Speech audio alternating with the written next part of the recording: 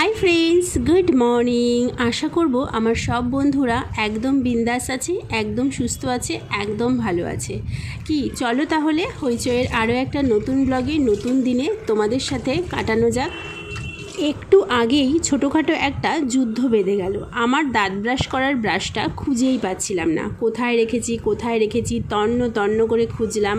घुमন্ত बरके घुम থেকে জাগিয়ে দিলাম। তারপরে দেখলাম যে যেখানে দাঁত ব্রাশ করি দাঁড়িয়ে দাঁড়িয়ে সেখানেই একটা জায়গায় ছিল সেটা ঢাকা পড়ে গেছিল। যাই হোক যুদ্ধ শেষে দাঁত ব্রাশ করে চলে এলাম আবার নিজের ঘরে। এই যে রাতে বেনি বাঁধা, এটা আমার যেমন অভ্যেস, সকালবেলা সেটাকে খুলে ভালো করে আঁচড়ে চুল একটু ফ্রেশ হয়ে একটু ভালো করে পেট ভরে জল খেয়ে নেওয়ার চেষ্টা করি। একদম পেট ভরে জল খেতে মন চাইলেও কিন্তু আমার শরীরটা ঠিক সাথ দেয় না, বমি পেয়ে যায়। তো সেই কারণে যথাসম্ভব খাই যতটুকু পারি, তারপরে চেষ্টা করি ঘরের জানালাগুলো খুলে দেওয়ার। সকালবেলা বাইরের আলো বাতাস হাওয়া যদি না ঢোকে তাহলে বলো তো পজিটিভিটি কী করে থাকবে বাড়ির মধ্যে? এইটা আমার বরকে কিছুতেই বোঝাতে পারবো না।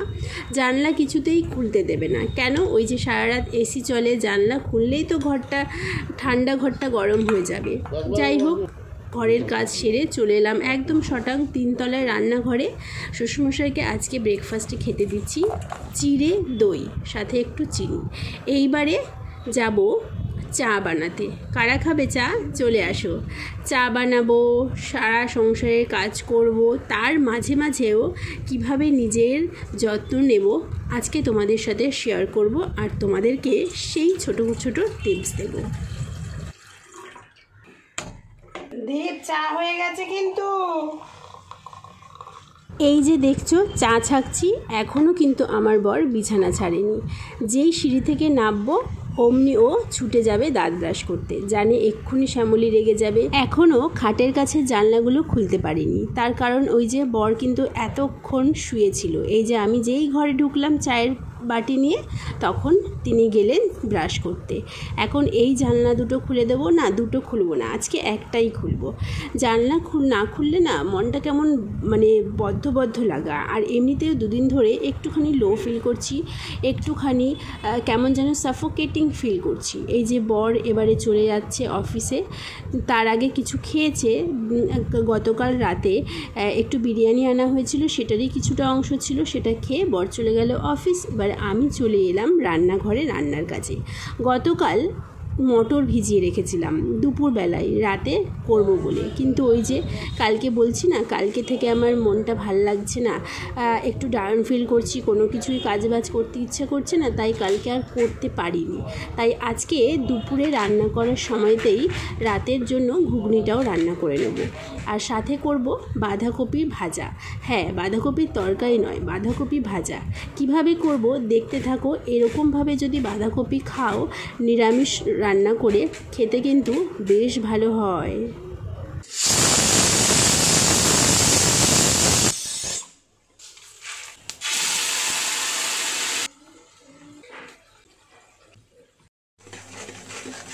বাঁধাকপিটা যেহেতু সেদ্ধ করেছি একটু জল ঝরাতে সময় লাগবে, তাই ভাবলাম ঘুগনিটাই আগে করে নিই। এই যে ঘুগনি করলাম, এখন আমাকে সারাদিন এটাই ভাবতে হবে রুটি করব কি করব না, রুটির আটাটা মাখবো কি মাখবো না। কারণ রুটি করলেই আমার বর এসে বলবে যে রুটি কেন করলে, পাউরুটি দিয়ে খেতে পারতাম। আবার যদি রুটি না করি তাহলে বলবে আমার জন্য অপেক্ষা করলে, পাউরুটি যদি না পেতাম। তো যাই হোক দেখা যাক কী করি, তোমরা দেখতে থাকো রাত অবধি। আর ফাইনালি যে ঘুগনি দিয়ে কি খাওয়া হয়, রুটি না পাউরুটি। এই যে এবারে বাঁধাকপি রান্না করতে চলে এসেছি। জিরে তেজপাতা ফোড়ন দিয়ে আলু টমেটোটা নুন হলুদ সমস্ত কিছু দিয়ে ভাজা করে সেদ্ধ করা কী বলে ওটাকে, বাঁধাকপিটা দিয়ে নাড়িয়ে চাড়িয়ে ভালো করে ভেজে ঘি দিয়ে নামিয়ে দিলাম। আর সাথে সাথে খেয়েও নিলাম একটু ভাত, কারণ সকালবেলা আজকে সেরকম ব্রেকফাস্ট করিনি, খিদেও পেয়ে গেছিলো। আর এখন স্নানের আগে চলে এসেছি একটু স্কিন কেয়ার করতে। তোমরা তো জানোই আমি ঘরে টক দই পাতি, তো সেখান থেকেই একটু দই নিয়ে তার মধ্যে চালের গুঁড়ো নিয়ে পুরো মুখটাতে একটুখানি লাগিয়ে নিয়ে ভালো করে হালকা হাতে 2 থেকে 3 মিনিট ম্যাসাজ করে নেব।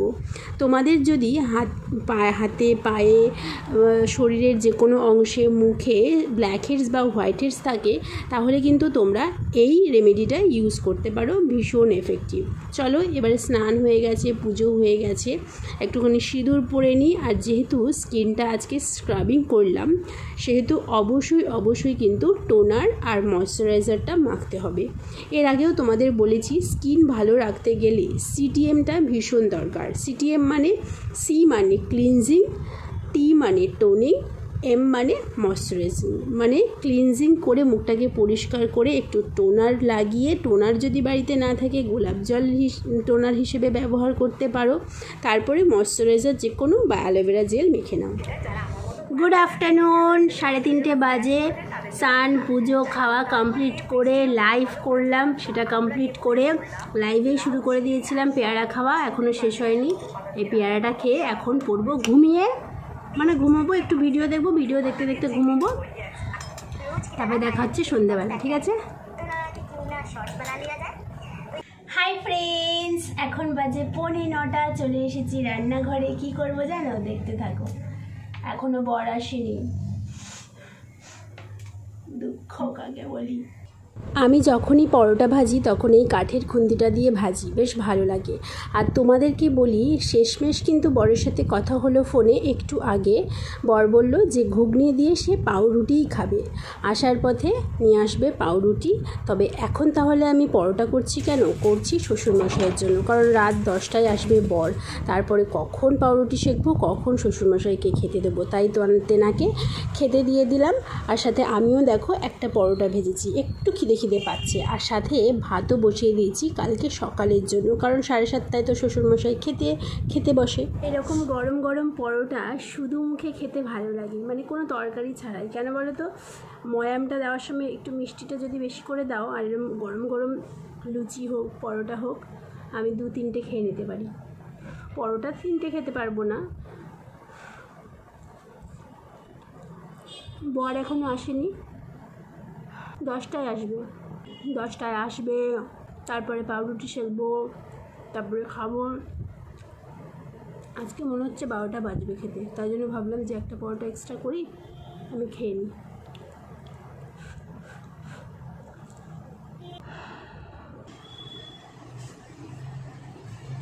কী হলো?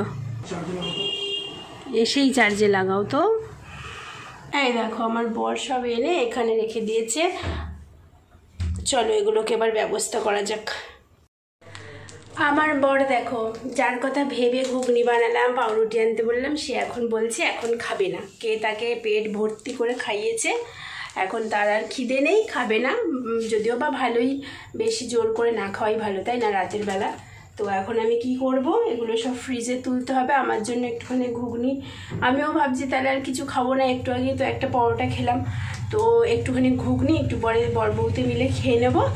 আর এখন দুধটা জাল দিতে হবে, দুধটা ফুটিয়ে রাখতে হবে, বুঝলে? এই দেখো আমার এখন 12:10 না 15 বাজে, এখন খাবো ঘুগনি। লাইট অফ করতে হবে। কি গো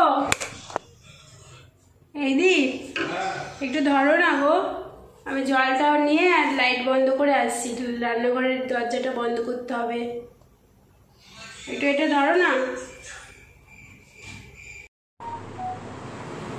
আমার বরের হাত কালো, আমার বরের কালো হাত ভেঙে দাও, গুড়িয়ে দাও। দীপ একবার হাতটা দেখাও একটু ভালো করে। ওরম করে না, দেখো মানে পুরো ডিসকালার হয়ে গেছে হাতটা, কি অবস্থা। কেমন হয়েছে ঘুগনিটা? খুব ভালো। ঘুগনিটা একটু গরম করতে পারলে ভালো হতো না? আজকে ঘুগনিটার মটরগুলো বেশি গলে গেছে।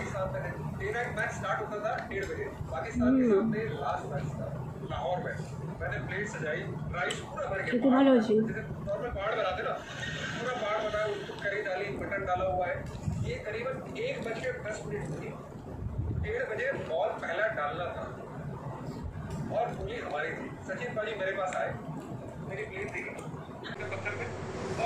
চলো হয়ে গেছে ঘুগনি খাওয়া। দেখো কটা বাজে দেখে নাও, পুরো ডট 12:30 বাজে।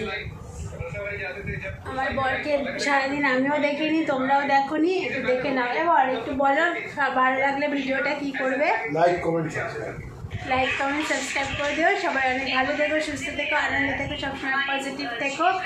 আর আজকে ব্লগটা একটু ছোট হয়ে গেল, কারণ হচ্ছে বর তো সারা সন্ধ্যে ছিল না। সাউন্ডটা কমাও না গো, ছিল না সারা সন্ধ্যেবেলা। আমি পুরো এখানে জানলাটা খুলে বসেছিলাম, তারপরে মায়ের সাথে গল্প করলাম, যেহেতু আমার বাবা বাড়িতে নেই। মায়ের সাথে ফোন করে একটুখানি বেশি সময় ধরে কথা বলছিলাম। কিন্তু খুব আনন্দের বিষয় হচ্ছে কালকে সকালবেলায় আমার বাবা ফাইনালি চলে আসছে বৃন্দাবন থেকে ঘুরে, পুরো ট্যুর কমপ্লিট করে। একদিন বাড়িতে যাব, বাবাকেও তোমাদের সাথে পরিচয় করিয়ে দেবো, গল্প শুনবো একটু বাবার থেকে, কেমন কী ঘুরলো বৃন্দাবনে, কি ভগবানের দর্শন পেলো কি পেলো না, অনুভব করতে পারলো কি পারলো না, বুঝেছো? তো চলো আর বক করবো না, দেখা হচ্ছে আবার নেক্সট ব্লগে। ঠিক আছে, টাটা, ভালো থেকো।